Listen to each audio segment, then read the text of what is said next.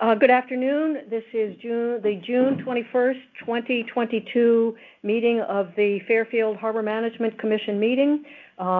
With me in the room, the downstairs conference room at Town Hall are Jack Hirschler, Don Hyman, Bill Perugini, Jeff Warren, Betty Gabriel, Harbor Master Brian LeClaire, our consultant Jeff Stedman, and on the phone is Eric Sunman.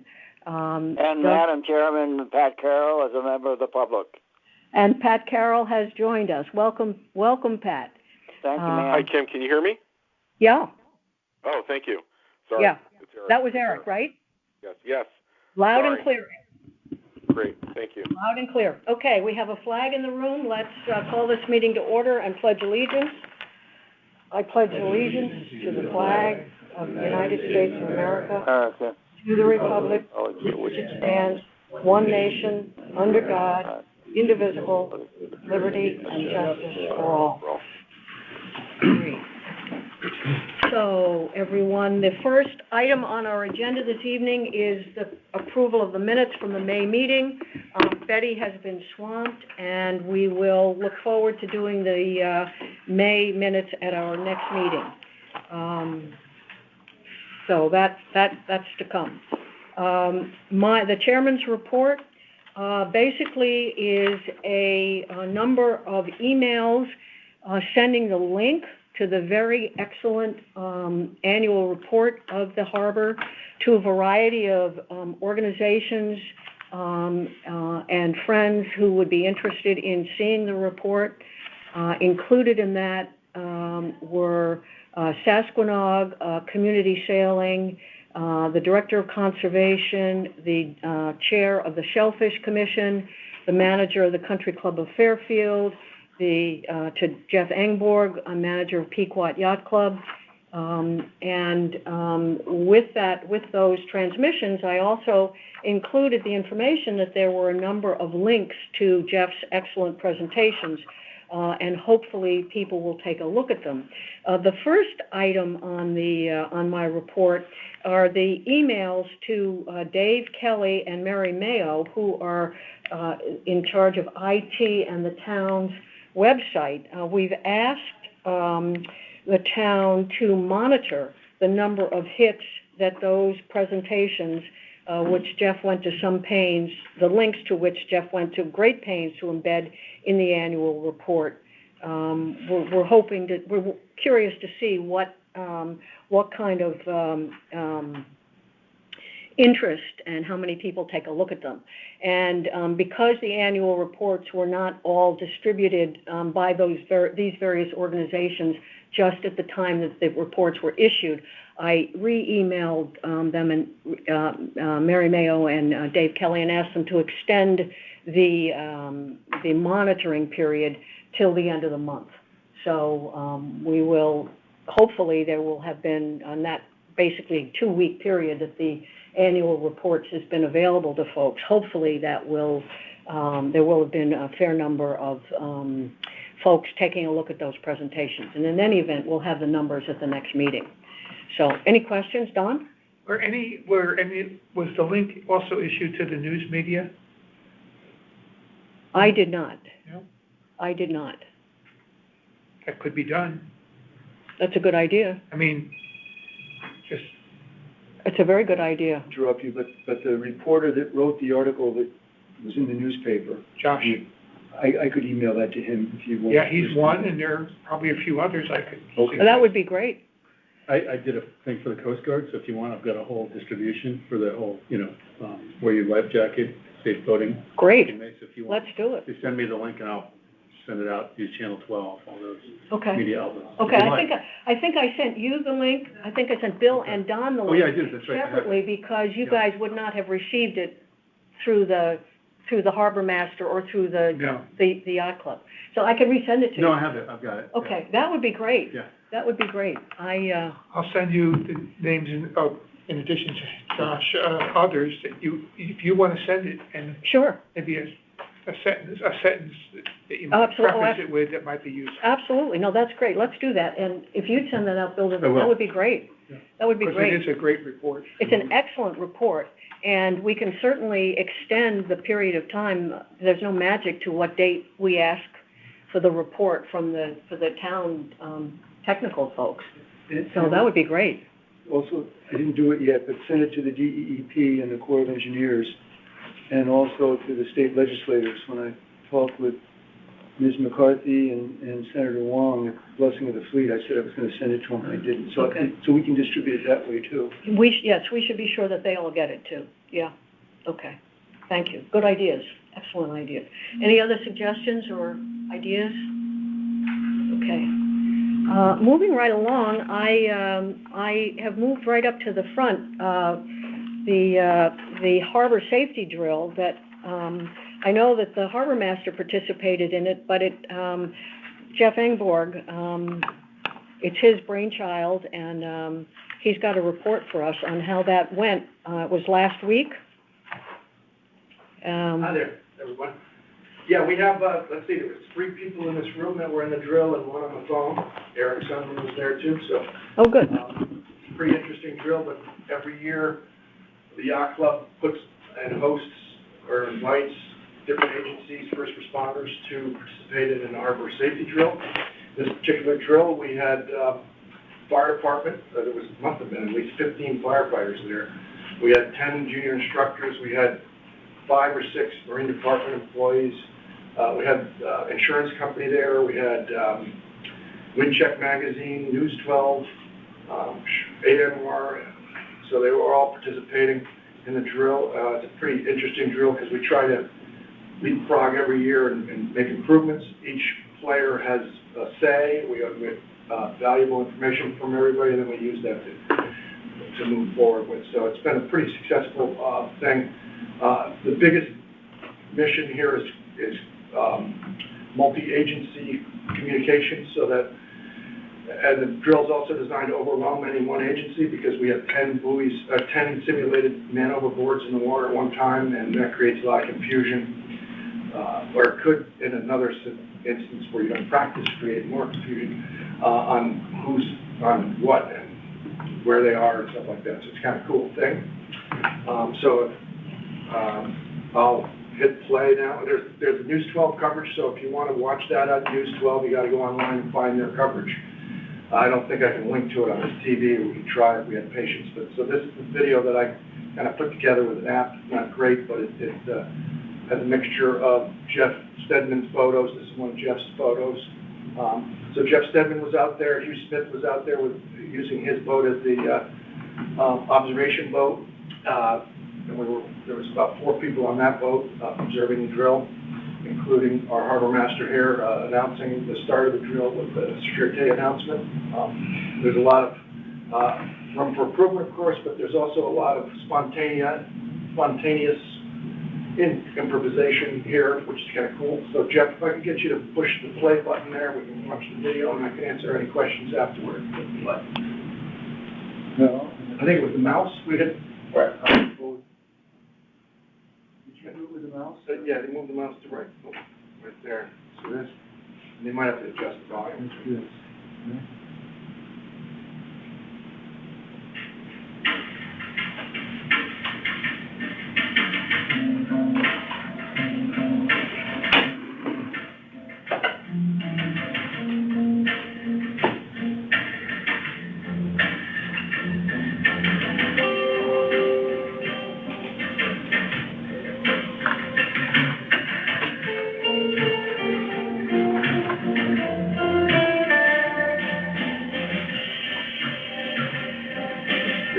Stockport Harbor Master.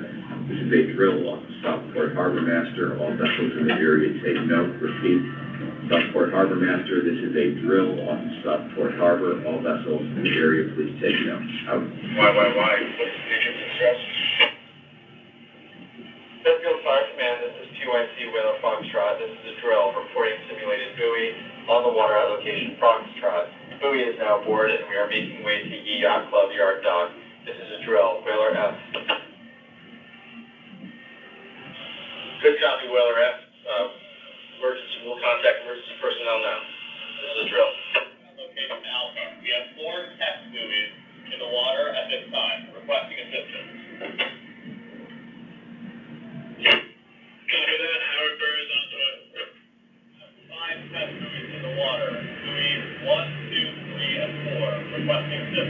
Well, yeah, the side of the channel. PYC base, please be advised the patient has been transferred to the Fairfield Fire Department.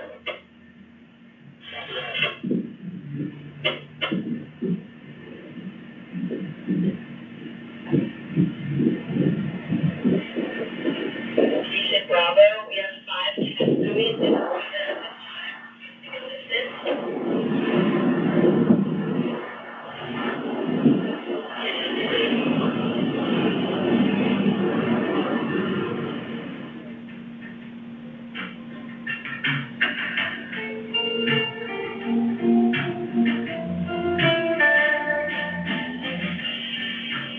I don't see anybody smiling there, do you? Everybody's smiling.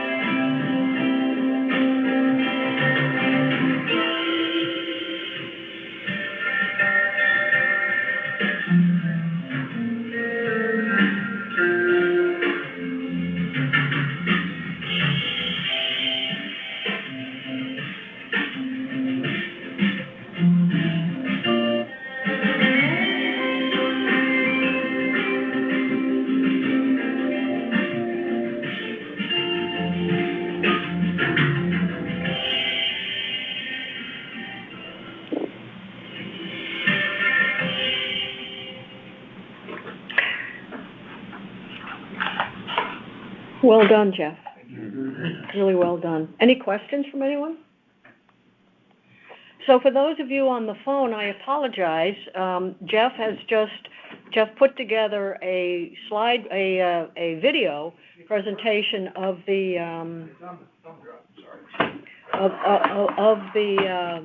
of the safety drill, and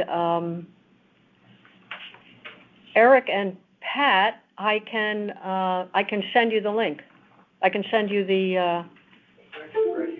Oh, Kim, I've seen it. I think it's wonderful. He did a great job. The whole crew did a fantastic job. I think it was an important drill that got everybody on board, especially communication-wise. I think it was fantastic. So thank you very much for putting that video together. Wonderful.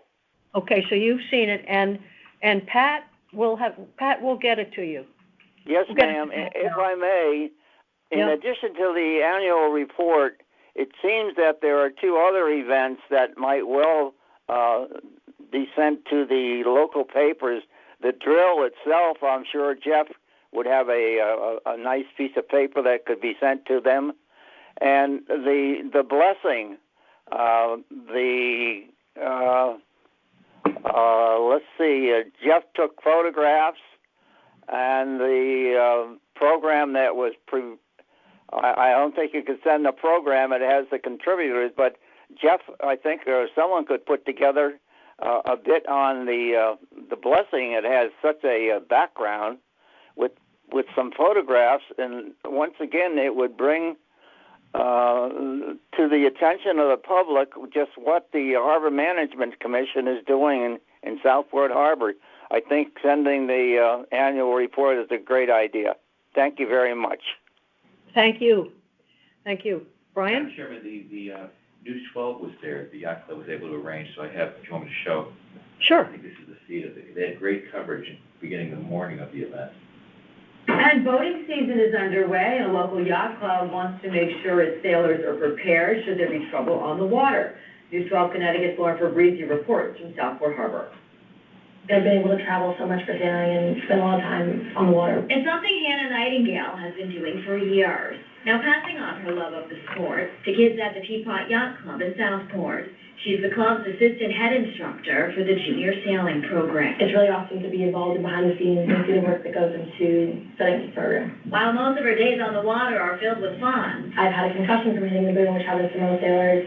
I've had close calls with power boating when I was sailing as a kid. That's why the Teapot Yacht Club holds a safety drill at Southport Harbor at the start of each boating season. Something will happen at some point, and in order to be successful in responding to that, you need to practice, practice, practice. The drill features a man overboard simulation. That escalates from one person to 10 people simultaneously in order to overwhelm any one agency, including the club, so that will force us to work together. The town's police and fire departments taking part in the drill today, so the junior sailing program's instructors can learn how to effectively communicate with first responders should there be a real emergency. So everybody has a voice, everybody has a role, and everything's important. In Southport, Lauren Fabrizi, News 12 Connecticut. Great. Thank you, Lauren. Yeah. So any questions for Jeff? Any other comments? Jeff? Well, we'd also send this to the Corps of Engineers and to the DEEP and the Deep Boating Office. I think they'd enjoy it very much. And one of the comments to the Corps is both of the blessing of the fleet and this exercise is the importance of the federal channel. You know, that it serves a real purpose of maintaining a viable harbor that supports events like the blessing of the fleet and also the programs that we're talking about here. So I thought we would do that. Let's do it. Are we going to overwhelm people? With all this new, good and exciting? I think it's a lot. I think we should focus on what points you want to deliver, because it's a lot. Yeah, what I would propose is that we send one thing, a link to the annual report, but in text, which I can draft, you allude to various other things that are going on and invite people in the media, if they want more information, to contact you, and then you can provide it to them, link to the presentation or this that we just saw or other information if they're interested. So that way you're not overwhelming them, but you're offering them the essence of the idea. Great. Pitching it, basically. It's a small minutia.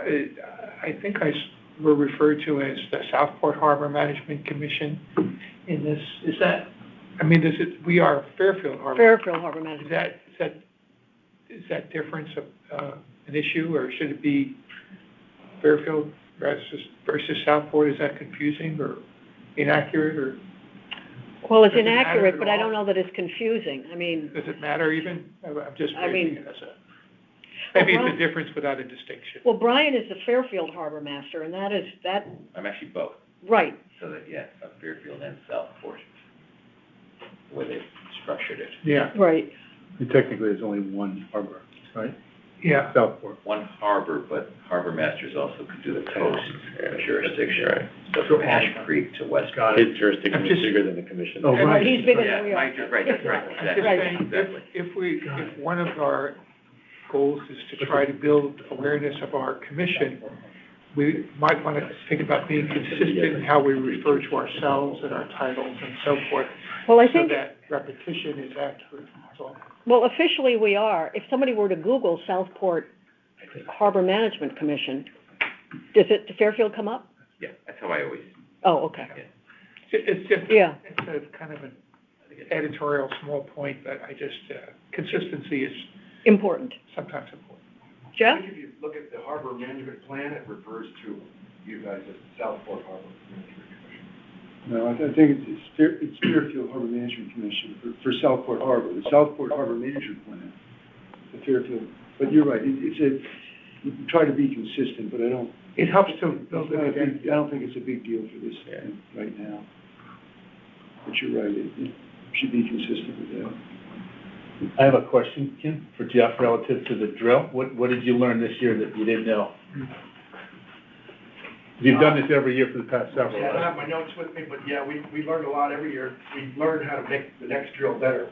And each drill, we kind of concentrate on a new thing or a new thing comes up. This particular year, we didn't have this, the police were busy and they couldn't make it. They were at training somewhere else, so we had one less agency there. And the previous year, we had both agencies, and we were able to have all 10 buoys, and we mixed them up and matched them, and so there had to be cross-communication on who had buoy number 3 and where was buoy number 7. So next year, we're going to try to do that as well. Another thing I'd like to do next year is talk to all the agencies about the importance of being more remedial on your radio transmissions. So each time you're on a radio transmission, you have to repeat who you are, you have to repeat who you're talking to, you have to repeat back the obvious. When a yacht club or one police or one fire group talk together, they abbreviate everything, they have codes, and they take a lot for granted. So when you get these 2 or 3 different agencies together, that's when you have to go back to sort of the basics of, this is who I am I talking to this person over, or, you know. So that's one of the big takeaways that we'll at least with the instructors, I'll go back over the importance of that before we start. One of the unique things here is that we have our junior sailing program with 80 kids and 10 qualified instructors. All started yesterday. We do this before they start, so that we actually have, there's a reason why these 10 instructors in our 10 motorboats plus our 5 other launch boats could be out there, and so that's good. Also, really big benefit here is that our full-time staff get to meet the local responders and develop an initial rapport and mutual respect for each other, because they realize that we just don't have a bunch of college kids out there. We've got kids that are specialists that spent their whole years from age 10 to now learning how to do what they're doing now. So I think that's a really good function there. Also, we'll hear back from the other people that you saw there that came, like the insurance company, JSA. They all have some input at the end when we get their impressions on it, and we try to fold that into the next year's drill. Thank you. I would think JSA would want to recommend something like this for all its other places where they're junior programs. They've talked about that, but that just goes and reinforces the synergy of Southport Harbor, that it's really a community of safety, where we have all, 35 people all standing in line to do this drill and smiling in the picture, where other harbors may not be that fortunate. Right. It's not just one entity, it's a collective entity of folks here. Excellent job. Yeah. Excellent job. And the video is good too. Thank you. But you did, thank you. Well done. Anything else? Okay. Just not to belabor the point, but I talked about this with the deputy fire chief at Stanford, who I'm friendly with, and he repeated almost the same types of words and phrases as the deputy chief here. But the Stanford chief mentioned that one of the purposes of these episodes is to determine the people you don't want to work with, that are problems to work with. And I said that's not an issue that we've come across in Southport. So far, hopefully not. Thanks, Jeff, very much. Harbor Master report? Sure, thank you, Madam Chairwoman. Moorings have obviously all been assigned, although as of Saturday, I had a vacant mooring, a boat moved from the Helix area over to the Pequot Yacht Club dock, creating a vacancy. And it worked out quite well because, as you know, we had a vessel that opened up this year in mid-wall, one of the mid-wall slips, the last one to the north. It was a large sailboat and was having, mid-wall 14, was having some difficulties. The one right against the Pequot Yacht docks, which is further out, and it was a big 43, 44-foot sailboat and was having difficulty with the bottom and getting in and out of there with any wind, especially from the north, the west, the northwest, any direction other than southwest. And he had made some complaints last week, so it worked out perfect with the timing because he is now being moved into the South Helix spot that just opened up, which is a much better location for him. That obviously freed up a spot. Looking at the waiting list, the next boat is a 43-foot sailboat, which could not take this spot against that. We're going to have the same problem. But right after that, we had a 28-foot rigid hull inflatable power boat with the engine sticking off the back another 3-4 feet. So he will accept that, which will work out well. That boat's getting delivered any day now from up in Rhode Island down to here. The hull is rubber. It's a little bit more forgiving given its location with a number of youth boats very close to it. Bouncing off, yes. So I think that will work out well. There may be another opening, I'm told, at the docks at Pequot soon. A member unfortunately passed away and the boat is there.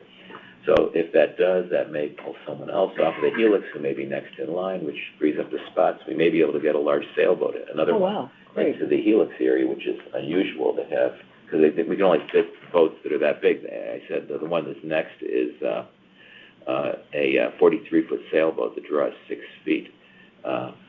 So that would be a good use. So that's coming along well.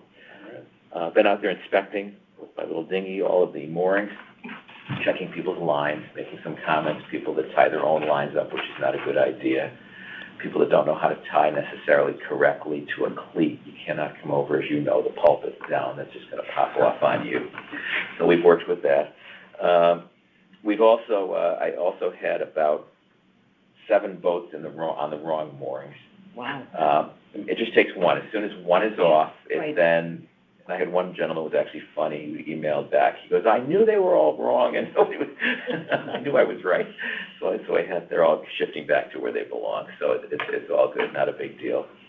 As to docked vessels, everything is all set with Pequot. I've been coordinating with Jeff and Travis at the club. They're both on the dock and have just about all the paperwork I need for them. I'm working on the other vessels right now. I've gone around twice now at high tide and picked up the registration numbers for all the boats that are sitting in docks in the harbor, because we don't really have good records. We only have a few of them on online mooring. There's a lot of docks. And Jack, I'll talk to you after. I had a question on one dock in particular, your institutional knowledge of the dock, as to who the boats, who's at those docks. So we're working on getting that all straightened out, and that should be very shortly accomplished. Ye Yacht Yard, I've got 3 boats there, or I should say the town has 3 boats with stickers that aren't registered at Ye Yacht Yard that should be because they have motors on them. So I'm reaching back to the town to inquire how they gave them stickers for motorized vessels if they don't have registrations for them. These boats aren't registered. So I'm going to educate them a little bit before they just give out stickers on power boats. They have to, they are power boats, as you know, as soon as you put an engine on anything. Wow. So there's 3 of them there now. I just sent Justin an email yesterday when I determined that.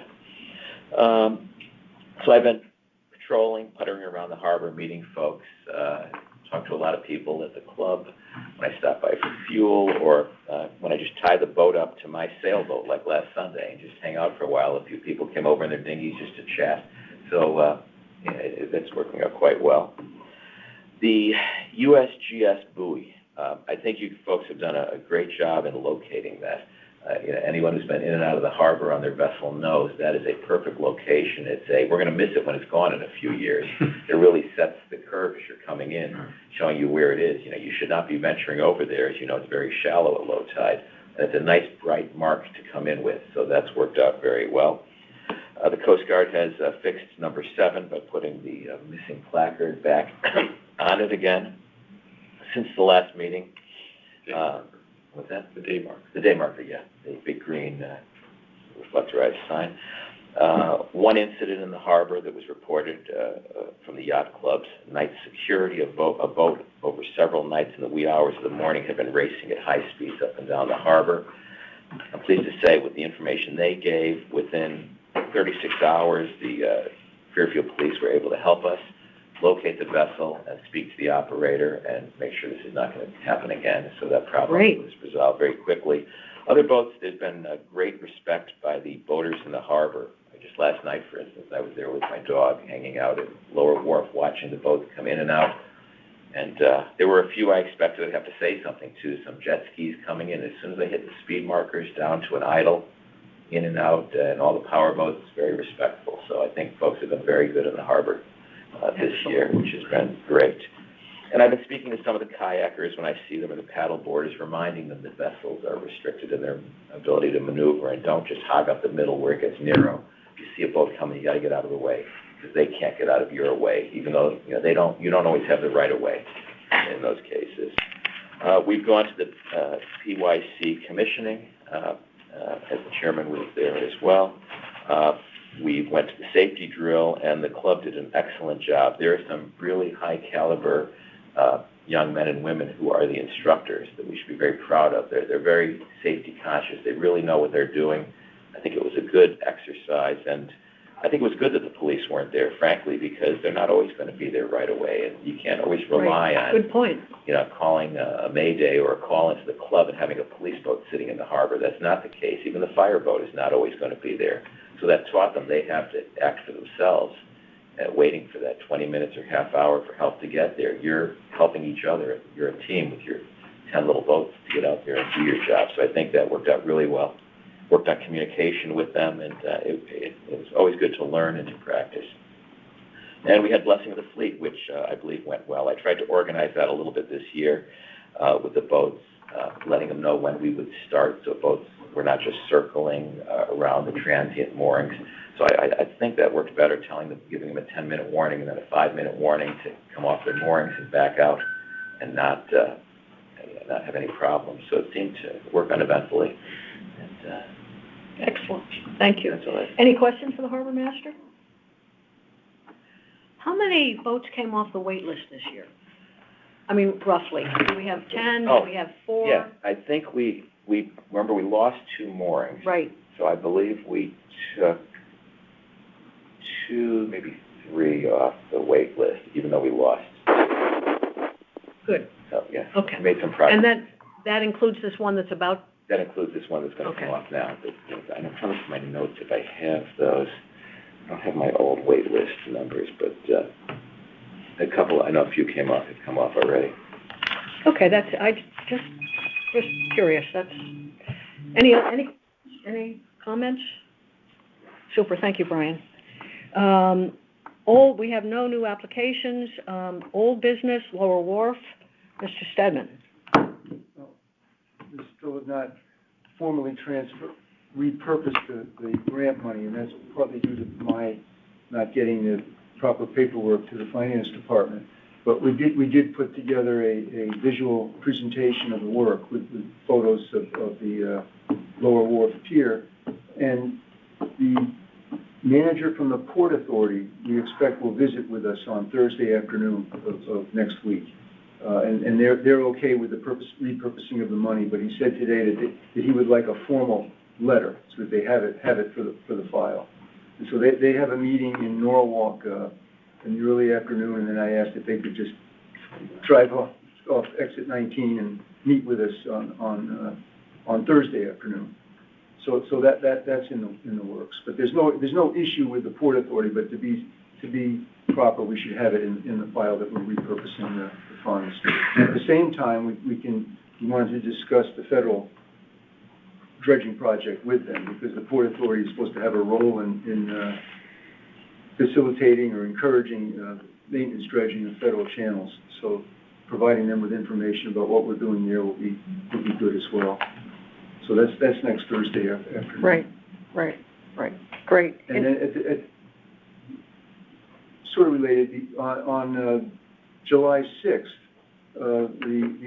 one of the permit reviewers from DEEP is going to visit to look at Kenzie Point, and as we talked about last meeting, to see if you can invite him for a site visit. But we were also going to talk with him about the permits required, and so that he's familiar with what we need, what we will be doing at the lower wharf, because that will need the new DEEP permit. So we'll talk with him about that on July 6th too. But we're going to be limited in terms of the number of people that can meet with him, so that it doesn't constitute a public meeting, and he understands that. So there'll be someone from the Shellfish Commission and the chair and the harbor master, but more commission members would run afoul of the freedom of information, I think, because we'd be discussing public business Right. without having it as a public meeting. Right. So that's another part of the Lower Wharf project. Right. So any questions about Lower Wharf? Sand management, anything? Well, several things. I've been talking with Mr. Bull, Miley Bull, from the Connecticut Audubon. He's our expert, if not a state expert, on birds and nesting habitat. And he's been out several times this spring to observe conditions on what we call the sand spit, and there are no nesting birds. And so he can document his visits, I think since 2011, that there have been no nesting pairs of piping plover there. That doesn't mean that we will still not have to address this, because, and his assessment also is that the habitat is not high value habitat. That there is some habitat, and you've seen, I guess, the photos that we provided of it. So we're preparing a short report from Mr. Bull to the Corps of Engineers that he's observed no nesting birds, and what his assessment is of the habitat. But how we will, to what extent DEEP and the Fish and Wildlife Service will make us want to provide new habitat, we don't know that yet. But that appears to be the principal environmental issue that the Corps of Engineers is concerned with. The issue of the grass, the transplanting of the grass, which was most prominent the last time we did this, that doesn't seem to be as much of a concern to them. They don't think that they're going to, the way this is designed or cut into it, they don't think they're going to have a significant impact on the grass. And Betty has reminded us that the additional funds that and correct me, Betty, if I'm wrong, additional funds that had been reserved for the botanist, if we needed him to come up with some recommendations for mitigating impact on that grass, those funds were not carried over into this year's. There was $800 left over in that purchase order. There was not official request to carry that over. We don't know if we're going to. I thought that was intentional, though, for some reason. That's my recollection. I don't know why. Regardless, I have your year-to-date, and you can do a request for reappropriation of funds for a specific purpose. So if you wanted to write something up. And we talk with the Corps to see if we think that we're going to need additional assistance from the botanists. But the principal issue that they're concerned with is the piping plover. And as you know, the project manager was away last week, I guess, so I didn't talk with her last week. But this is of some importance to them now because they have federal funds to do it. So they have to demonstrate that they're responsive to the federal government, which has provided money to do this project. So, and we provided photographs so we're working on it. Hopefully next month we'll have more. Hopefully, yeah. Something else that we've done on this. And no word from them from the Corps on any progress on their end. No. So I will follow up on that tomorrow again. Okay. Thoughts, questions? Well, the other thing that we did make some progress on, you know that there was some discussion by DEEP that they would prefer to have the sand removed from the sand spit used for beach nourishment rather than put offshore as we've been planning, which of course would change the whole scope of the work. But we did talk with the director of the Bureau of Aquaculture, who reiterated his support for what we're proposing. And so he said that he feels that that has more of that has an environmental benefit. Beach nourishment doesn't. So he said that if you need a formal letter from him, he will provide that. And then we've also talked about it with the Shellfish Commission Chair, Mr. Short. So can we, is it appropriate for us to go back to the Bureau of Aquaculture Director and ask him for that letter so that we could? We can do that. That won't be an issue. He said he'll do that if we ask him to do that. Okay. So maybe should we ask him to do that? Yes, that's my suggestion. Okay. Because it seems like we've got all these things hanging out there and nothing. Well, the other thing that's hanging is the ownership issue of the sand spit. We had a discussion, so that needs to be brought to some sort of a resolution. Well, I think my recollection is the burden is on us then to go back to the country club and say, pose the question so that they can give us, I could be wrong, but I don't think that there is going to be an issue there, but I think a burden is on us to pose the question officially, and I don't know how to, is this the time that we really want to do that? If you bear with me, let me ask the Corps of Engineers, because there was a burden on them for their real estate division to make a determination based on the information we provided to them. So I don't think that we've gotten anything back from them. So as you know, the two issues, well, there's many, but two, is one, if you're applying for a permit to do work that affects property, you have to make an assertion or attest to whether you own the property that would be affected or you have permission from the property owner. So to the extent that they're cutting into that sand spit, which is above mean high water, they've got to make, the Corps being the applicant has to make a statement as to who owns it or that they have permission from the owner. The second part is that they will need a more formal, they refer to it as an easement, but an agreement with the country club to access, to get their equipment, the Corps of Engineers equipment to the site of the work. And that's a more, with the federal government, they said as the federal government, they need a more formal legal agreement than what we've had in the past, which was the chairman and the president of the country club signing a memorandum of understanding. So that's the other. So how do we push them? How do we push the Corps so that we can? On the first point, which is the determination of whose property we're talking about. Yeah, the real estate division. The second thing has to happen anyway, but the first question seems like we need an answer to first. I'll say to the Corps of Engineers project manager tomorrow that we discussed this at the meeting tonight, and there were questions about what the status of your research with the real estate division and what more you may need us to do. Yeah, let's. Once you know the answer to that question, you know what to talk about. Right. We can't talk to them until we really know what questions that we need to have answered. Right. I mean, we know generally, but not specifically. Right. So. I hate to prolong this, but it's a very interesting discussion came up last month in New London with the National Coast Guard Museum being built on the New London shoreline, partly in the Thames River. And it requires filling of some underwater lands. And one of the conditions of the permit is that they can't do the work until there's legislation by the state of Connecticut to transfer the underwater lands to the federal government. And it's the exact, and I mentioned to you that this is the same thing that we were researching in 1829. Right. And in 1825, that there was an act of the legislature authorizing the governor to take an action, and then there was a deed. Very interesting, and people thought, This one won't be handwritten. But this is, Right, it can't be handwritten. Right, this time it won't be a handwritten, but it's the same principle. But I'm sorry to prolong the discussion. Very interesting.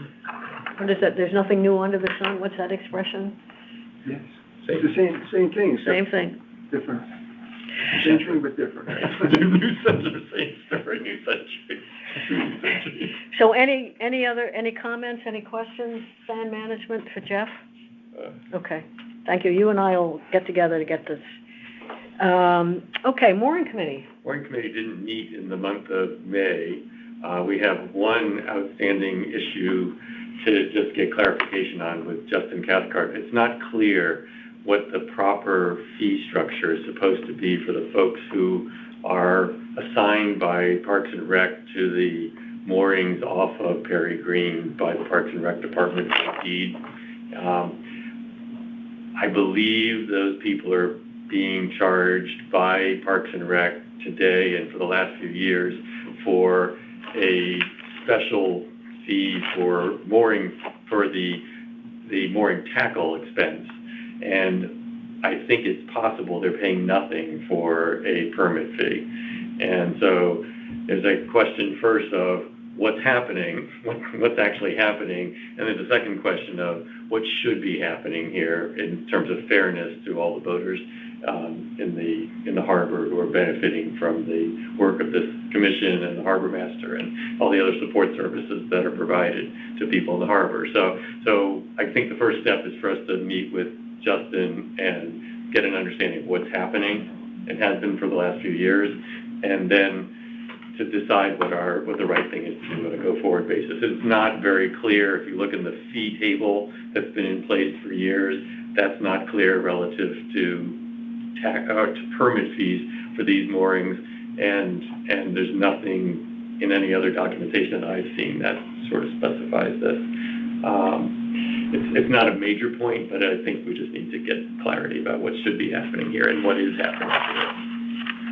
I think those people pay 70 or 80, some de minimis amount.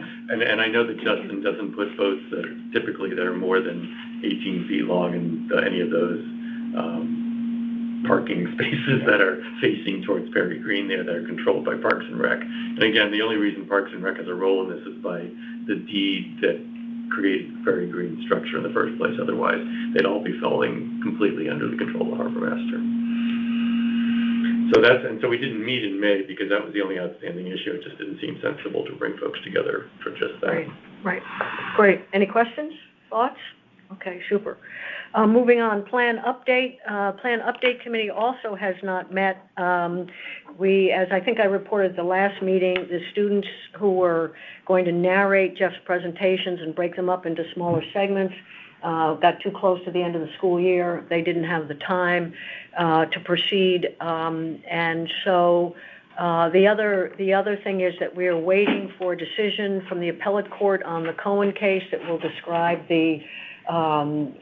make a decision about the authority of the harbor commissions in the state vis-a-vis DEEP, and so we decided it was prudent just to wait until August, get ourselves ready to go, A, before the kids come back, and B, that hopefully will be at what we believe will be after the appellate court makes its decision. So, Jeff? Well, I know the appellate court decision is, according to the town of Greenwich, is due any time now. Oh, good. But then there will be a decision as to whether the town should appeal it or attempt to appeal it to the Supreme Court. And there's interesting discussions about the implications of doing that and whether the appellate court decision will be crafted in a way that, of course, anticipates that someone might want to appeal it, but to maybe use a little bit different language than the Superior Court judge did.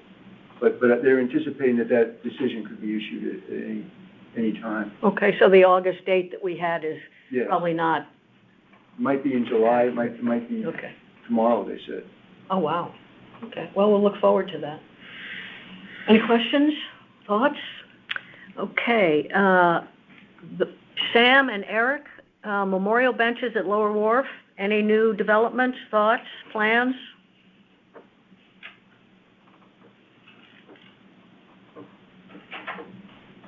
Eric, Sam?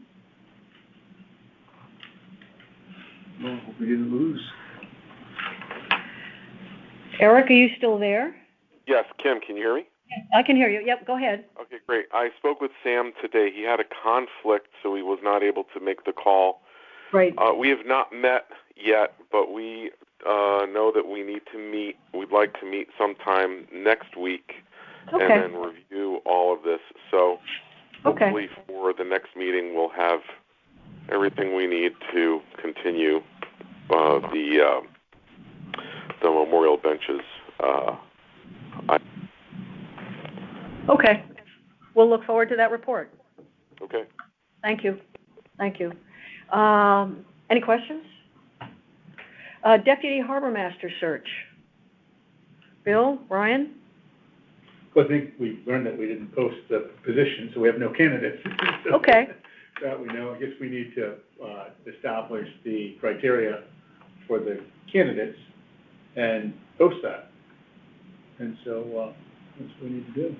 So we talked about using the existing harbor master with a couple of caveats relative to that, and that's what we need to post, right? It shouldn't be anything, right? Such duties and tasks is assigned by the harbor master. Something like including that. but not limited to. Yeah, you have those. In the draft minutes that I need to proof before I send everything. Walk into that.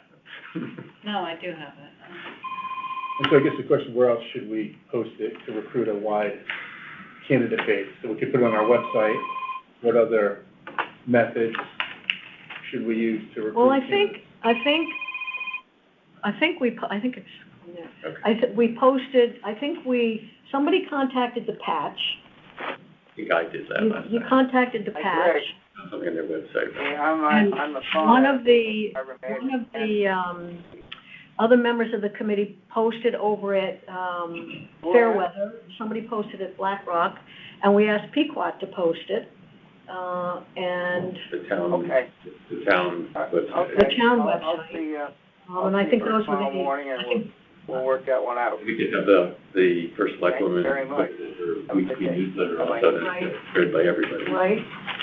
Right, and, you know, wherever you think you might, I mean, those were the places that we thought of. Great idea. You would get some attention. Right. Yeah, very sensible.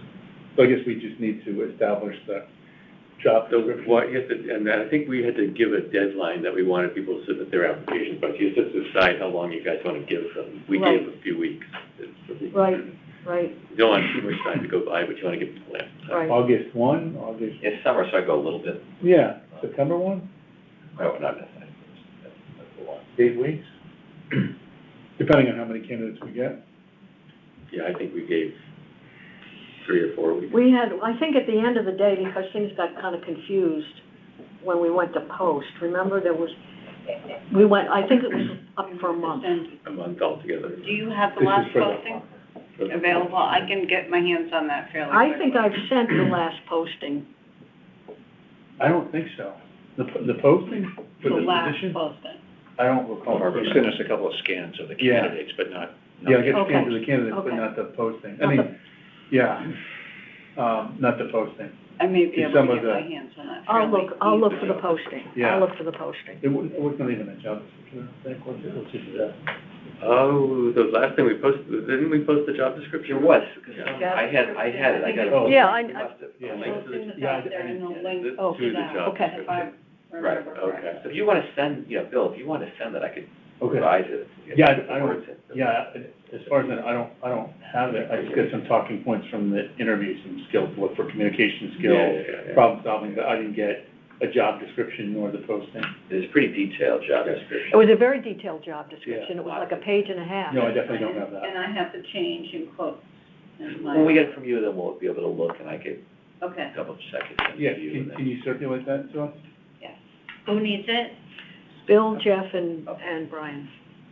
We can all redline it if necessary and get ready for Bill to have it posted. Yeah.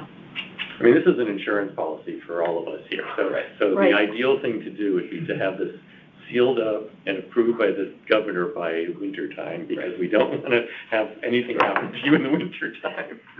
Yeah, I just got like the federal. Something could happen to me in the summertime, it's the winter he's worried about. We lived through that, but I don't even want to imagine what a don't- January, February, March problem I'm would be able to like. pull down the archives. Don't wanna go there. See exactly how that was posted. Yep, I that'd don't be think great. it ever really goes away. I just double checked, so I just got proposed interview questions and some like core skills, problem solving, Right. communication. Okay. I'll try and Yeah. put Okay. something. But nothing tomorrow. relative to the Okay. job description nor the posting that you guys Okay. have done. Yeah, if you guys had August deadline, then by September-ish, you'd be able to go to the governor, we would certainly have something done Right. before Christmas time, right?